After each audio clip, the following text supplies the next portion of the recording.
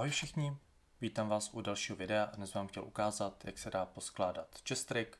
Konkrétně to bude mini rig od firmy New River Gear, který jsem si pořídil jako náhradu za Pathfinder chest rig od Warrior Assault Systems. Volba nakonec padla na New River Gear, hlavně kvůli široké množství příslušenství a v té době i proběhající slové akci, která byla tuším 20% na minirigy a 15% na příslušenství k nim. Slevy mají několikrát do roka, takže pokud se vám jejich produkty líbí a přemýšlíte o nákupu, doporučuji sledovat jejich sociální sítě, kde tyto akce oznamují a je možné tak ušetřit pěkných pár stovek. Vrhneme se tedy na samotný minirig. New River Gear má v nabídce celkem 4 modely minirigů. Typy 1, 2, 2 Ultimate a 3. Všechny rigy mají společnou hlavní kapsu na inserty s velcrem a uchycení pro ramení a zádový popruh. Liší se provedením zbytku rigu. Typ 1 má druhou, o kousek menší kapsu, která je kryta pomocí přiložených chlopní. Ty je možné oddělat a vložit do kapsy další insert, případně menší inserty pro pistolové zásobníky. Potom je tu typ 2, který jsem si vybral já. Má menší kapsu na zip, ve které je našita pruženka pro další vybavení. Třeba pistolové zásobníky, multitool, plnička a podobně. Na druhé straně potom suchý zip pro upevnění organizéru.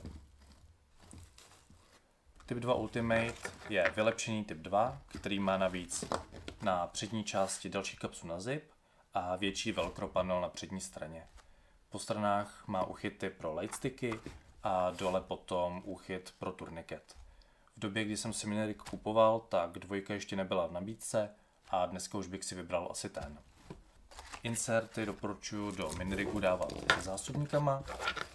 Je to kvůli tomu, že si můžeme rovnou nastavit vejšku, jaký vlastně ten insert budeme mít, a zároveň po vytažení zásobníku zůstane insert hezky rozevřený pro lepší vkládání zpět.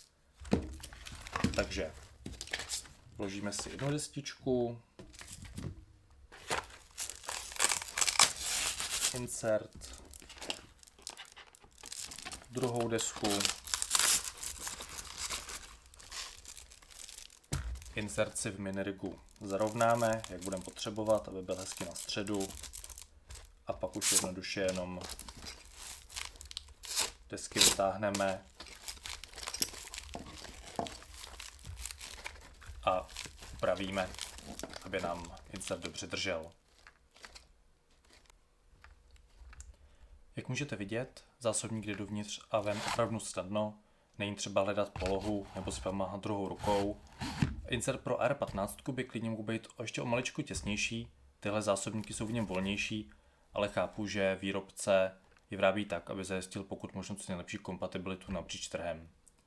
S inserty pro AK-74 nebo EVO jsem tento problém neměl, zásobník tam drží opravdu natěsno. Tyhle inserty doporučuji vkládat tak, že do minirigu zasuneme až úplně dolů, nenecháme tam dole volný prostor, a to kvůli tomu, abychom nezachytávali o výstupky na zásobnících.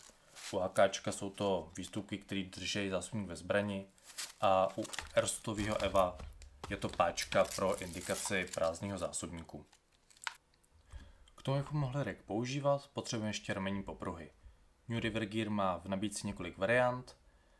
Já jsem se ale rozhodl jít trochu jinou cestou a pořídil se tenhle zajímavý produkt od firmy Templars Gear, pojmenovaný jako Chest Rig Conversion Kit. Doufám, že to bude vidět na videu. Ten slouží hlavně k tomu, aby bylo možný libovolný front flap používat jako chest rig, třeba tenhle také od firmy Templars Gear. Zároveň je to ale skvělý doplněk k našemu minirigu. Řekneme se, co máme vevnitř. Tak. V balení jsou ramení popruhy.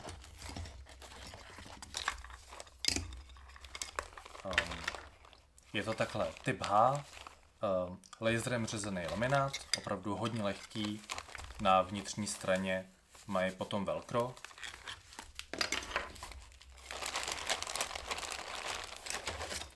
Zádový popruh ve stejném stylu, opět laserem řezaný laminát.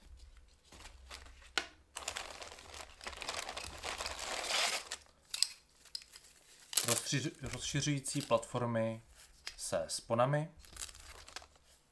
levá i pravá verze.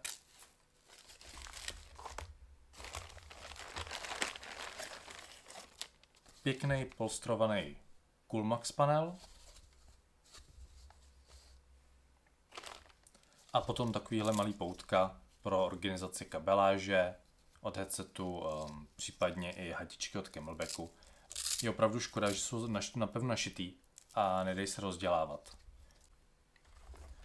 Je třeba zmínit jednu důležitou věc, a to, že New River Gear na svých produktech používá EU verze spon od 2M, zatímco Templars Gear používá US spony od Woojinu, který navzájem nejsou kompatibilní. Respektive US samec funguje s EU samicí. Vidíte, že cvakne, je tam vůle, ale drží. Ale naopak EU samec do US samice nezacvakne. Do US samice, jo. Nezacvakne. Zdá se, že to funguje, ale jakmile zaberete, tak vidíte, že opravdu spona nedrží. Řešením je buď vyměnit US samce na řemení za EU verze, a nebo naopak vyměnit EU spony na minirigu za US verze. Vzhledem k tomu, že já všude používám US spony, tak jsem se rozhodl jít tady tou cestou. U platform, které jsou dodávané k conversion kitu, jsem narazil na problém, a to ten, že pokud chci minirig používat bez nich, musím odepnout spony a připnout je zpátky na minirig a upravit i dílku popruhů. Po stranách také čouhají poutka od spon, a proto jsem se rozhodl pořídit si platformy přímo od New River Gear, které fungují tak, že spony od minirigu prochází skrz gumová poutka na zadní straně, takže při sundání už není třeba nic přenastavovat, prostě jen přecvaknu popruhy. Drobnou nevýhodou je, že spony přes gumová poutka se o trochu už rozepínají, ale není to nic hrozného, dá se na to zvyknout. Původní platformy se dají využít třeba pro nosič plátů, kde slouží jako rozšíření pod kamrbandy, a Templars Gear je taky samostatně prodává jako doplněk ke svým nosičům plátů.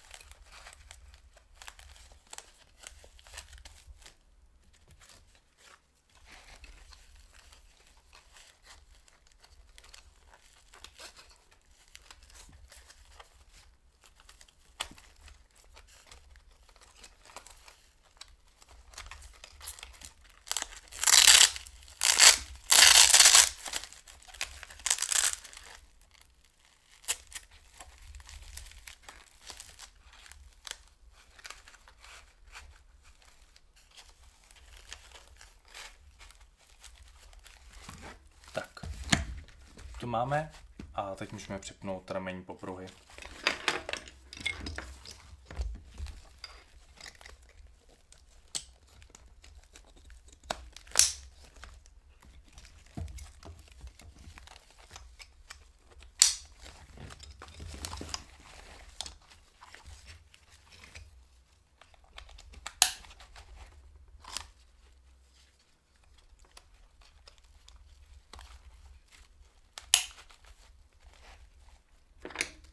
Zádový popruh.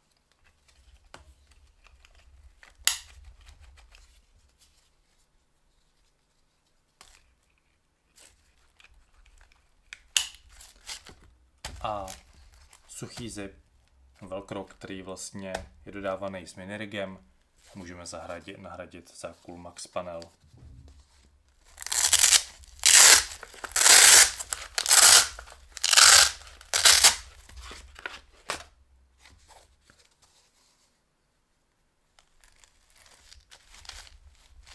Na takto rozšířený rig lze následně připnout další sumky. Já osobně používám sumku na vysílačku, opět od firmy New River Gear. která je určena pro vysílačky o velikosti Baofengu UV5R s velkou baterkou nebo podobně. Když tam zkusím dát svoji UV82,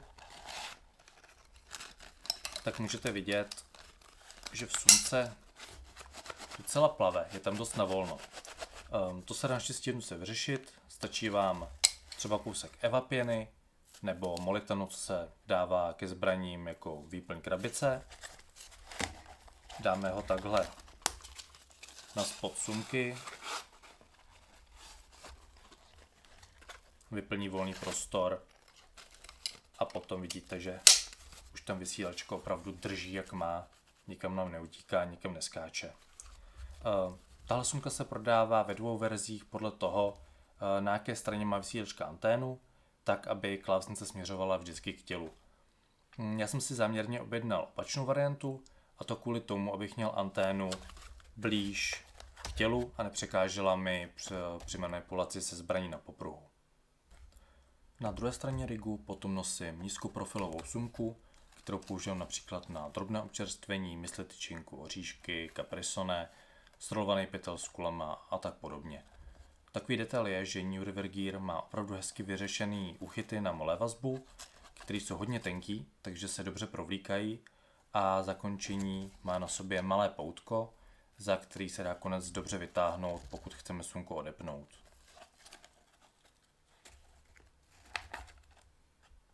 Občas se stane, že potřebuju víc místa na výstroj a tak s rigem používám i podvěsnou sumku. Tahle je také od firmy New River Gear. Má jednu hlavní kapsu s gumovými úchyty na jedné straně a s velcro panelem na druhé straně a potom ještě vepředu jednu menší kapsu na zip. Hodně se mi líbí kompaktní rozměry, kdy sumka tolik neplandá, nikde nepřekáží ani při předklánění nebo pokleku. Mám zkušenosti s podobnou od Warrioru, která už byla hodně velká a občas se stalo, že sumka trochu překážela a když v ní byly věci, tak ji plandala víc dopředu.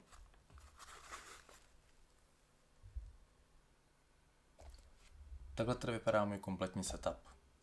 Abych to shrnul, hodně se mi líbí kvalita, ať už šití nebo materiálu, a rozumná cena.